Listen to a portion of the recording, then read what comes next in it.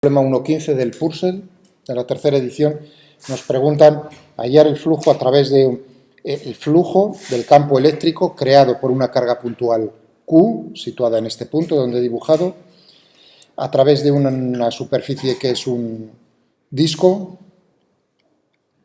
de radio R, la carga también está a una distancia R, colocada perpendicularmente al disco sobre el eje del disco, tal como está denotado ahí, ¿no? Y digo, bueno, pues lo primero uno dice, bueno, puedo atacarlo por la definición de flujo, que sería ver cómo es el campo E, que crea la carga puntual, o sea, Coulomb,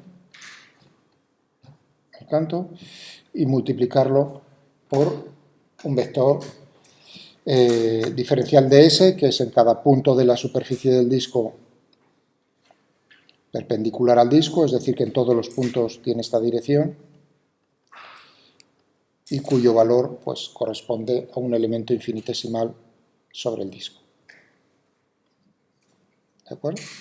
Esa sería una, pero claro, aquí tiene que ver uno que, por ejemplo, para este punto, el que tengo por aquí, el campo eléctrico es radial, es decir, que tendría aquí E, y esto sería diferencial de S, es decir, que forman un cierto ángulo, o sea que tendríamos ahí, pues tendríamos que ver el módulo de uno por el módulo del otro, por el coseno del ángulo que forman, vamos a llamarlo ahí tita si queréis. ¿Se podría hacer con Gauss con un cilindro? Y ahora es lo que, no con un cilindro, o sea que digamos, primero os quiero dar la idea y se puede hacer. Os lo pongo aquí en el, si veis al final en las soluciones, ¿no? O sea, es una forma, de hecho este problema lo plantea un poco más general, no es con la superficie de un, o sea, yo he simplificado, he dado un dato en la distancia y la forma, pero es para cualquier superficie, fijaos, os ponen el problema, para cualquier superficie cuyo borde es esa circunferencia, tenemos el mismo flujo. O sea que es un problema un poco más general de lo que, tal como lo estoy yo planteando. Bueno, esta sería una forma y se llega a una forma de la integral que es soluble sin ningún tipo de vamos, que tiene solución, no hay. O bien podemos plantearlo de una segunda manera que es más elegante. También vamos a tener que resolver una integral, pero es más fácil. ¿De acuerdo? Pienso yo. Esto sería una primera forma. Una segunda forma sería considerar, decir, anda, el flujo a través de esta superficie que es un disco tiene que ser, es lo que acababa de plantear, tiene que ser el mismo flujo que va a atravesar una superficie cuyo borde sea esta misma circunferencia, en particular una superficie esférica. Es decir,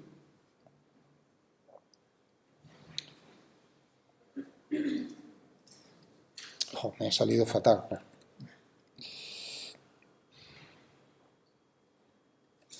¿No? O sea, os lo tenéis que imaginar, no tan ahuevado, sino que... ¿De acuerdo? Una superficie esférica, es decir, que ahí lo que tiene que ver uno es que, ¿qué es el flujo así, tal como lo explican en los libros básicos? Es, bueno, tú lo que estás contando es las líneas del campo eléctrico, cuántas líneas están atravesando esa superficie. Las líneas que atraviesan el disco, número de líneas que atraviesan el disco es el mismo número que atraviesa la superficie esférica. ¿De acuerdo? Por lo tanto, el flujo tiene que ser el mismo. Eso también os recuerdo que lo teníais en la explicación que hice acerca de precisamente de la ley de Gauss, la equivalencia entre la ley de Coulomb y la ley de Gauss. O sea que es, digamos, como repetirlo, pero para un problema aplicado. Bueno, entonces tenemos, el primer paso lo habéis entendido, es decir, yo puedo bien calcular el flujo del disco o bien puedo calcular el flujo a través, cuidado, no de toda la superficie esférica, sino únicamente del, ¿cómo se le llama ya?, del trozo de la corteza esférica correspondiente a esa cuyo borde es el disco. El radio de la superficie esférica, entonces ahí el problema se divide, decir, bueno, claro, yo el flujo a través de toda la esfera sé cuál es, ¿de acuerdo? Entonces será proporcional al área de este trozo de la esfera correspondiente relativo al área total de la esfera. ¿Me entendéis? Bien. Eso quiere decir que el problema se reduce a ver cuál es esa relación, cuál es el área de toda la superficie esférica, ya la sé, pues ver cuál es el área correspondiente a ese trozo de la superficie esférica. Pero ahí el trozo ese de ese trozo de corteza, ahí lo consideraríamos como un elemento de No, eso tiene dimensiones finitas. O sea, vamos a ver si he entendido la pregunta. ¿Son equivalentes este trozo de la corteza esférica a cualquier otro trozo situado en otro punto? Sí, evidentemente. ¿No? Si yo tengo aquí una esfera, ¿no? Y yo digo, a igualdad de área, cojo un trozo del área sobre la superficie esférica, otro trozo por aquí, a igualdad. Me da igual la forma, no tiene... ¿El flujo es el mismo? Evidentemente. ¿Entendido? Siempre y cuando... Cuidado, con esto. Siempre y cuando la carga esté situada en el centro. Cuidado, eso es muy importante. Siempre y cuando la carga esté situada en el centro. Si no está situada en el centro, entonces ya no puedo hacer esa afirmación. Sí puedo afirmar que el flujo total a través de la superficie esférica va a ser Q dividido por epsilon sub 0, esa afirmación es válida, pero ya los trozos no son equivalentes, porque unos están más cerca y otros están más lejos. Se rompe la simetría del problema. Pero si la carga está en el centro, todo me da igual. Yo me doy la vuelta, me giráis la esfera y yo no puedo determinar si me la habéis girado o no. Eso es lo que quiere decir la simetría. ¿Lo entendéis? ¿Lo entiendes, Julián? Entonces, todo esto que he dicho es simplemente para llegar a la conclusión de decir, pues me voy a trabajar cuánto es el área de la superficie. Yo sé que el flujo total a través de la esfera... Cuidado con el radio.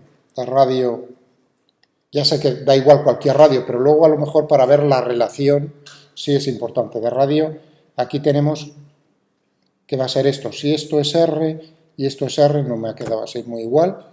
Entonces, ¿qué tendríamos ahí? Raíz de 2, el radio será raíz de 2 R. El radio de la esfera, R, ¿no? R cuadrado más R cuadrado, la raíz cuadrada. Raíz de 2 por R. O sea que tenemos... Este va a ser. Y ahora nosotros necesitamos el área.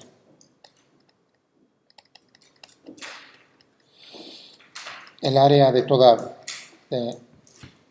la esfera, eso está.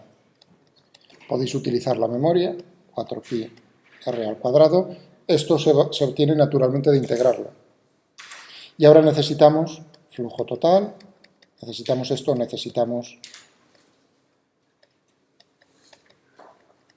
el área correspondiente al trozo de la corteza. Trozo de la corteza, cuyo borde es el círculo ese que tengo.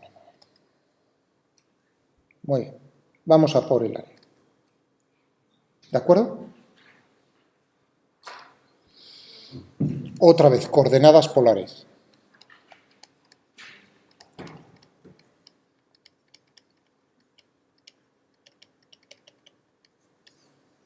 O sea, podemos ir rápido, un trozo infinitesimal.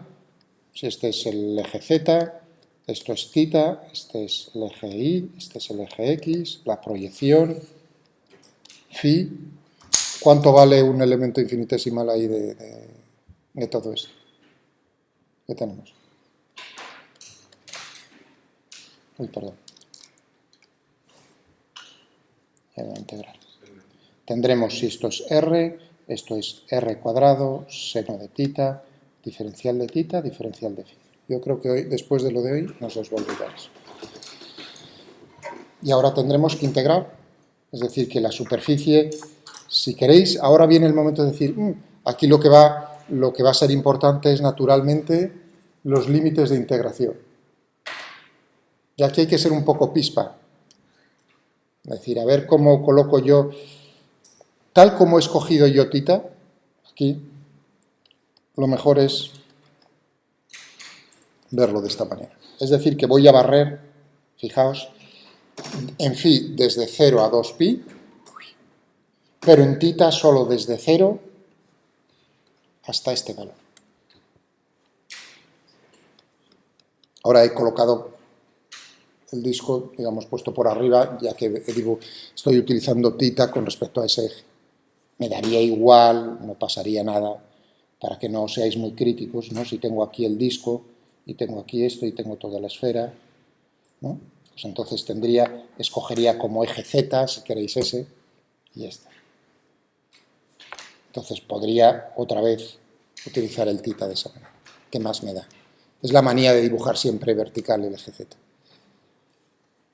Bien, eso quiere decir que la superficie S, correspondiente a la corteza, al trozo de corteza, será R cuadrado, seno de tita, diferencial de phi, con phi desde 0 hasta 2pi, y con tita desde 0 hasta... ¿cuánto? Aquí vamos a poner el... ¿cuánto vale eso? Teníamos que esto era... bueno, 45 grados, ¿no? Es decir, pi cuartos.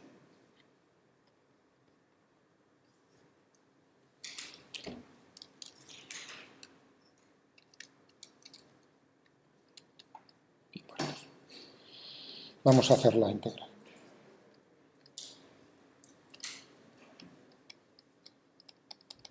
Teníamos desde 0 hasta 2pi, desde 0 hasta pi cuartos, de r cuadrado, seno de tita, diferencial de phi. Primero, en phi, 2pi. Y ahora nos queda la integral, seno de tita, diferencial de tita, desde 0 hasta pi cuartos. ¿Qué es lo que tenemos ahí? Entonces, tendremos menos el coseno, ¿no?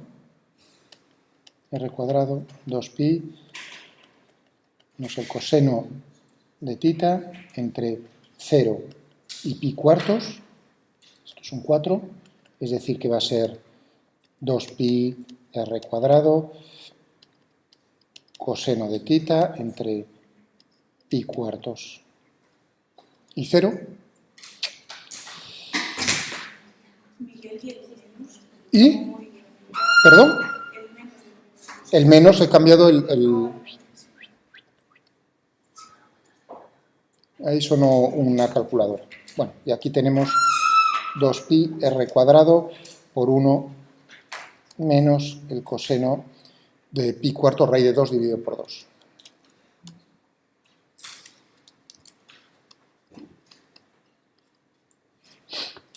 Entonces la proporción, ¿no?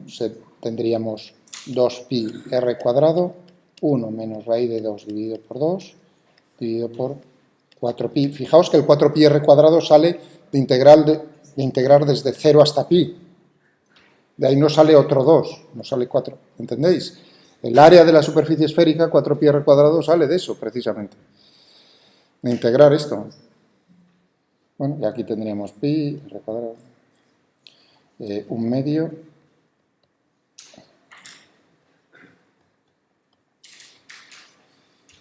que se podrá poner probablemente más fácil, dices.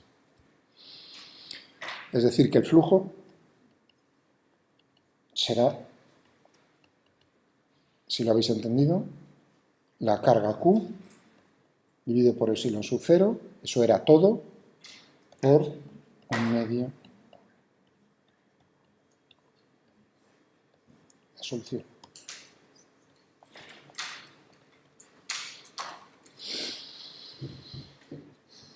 ¿De acuerdo? Y ya está. Yo creo que es más fácil, ¿no? Lo otro, al final el resultado es el mismo, pero yo creo que sería uno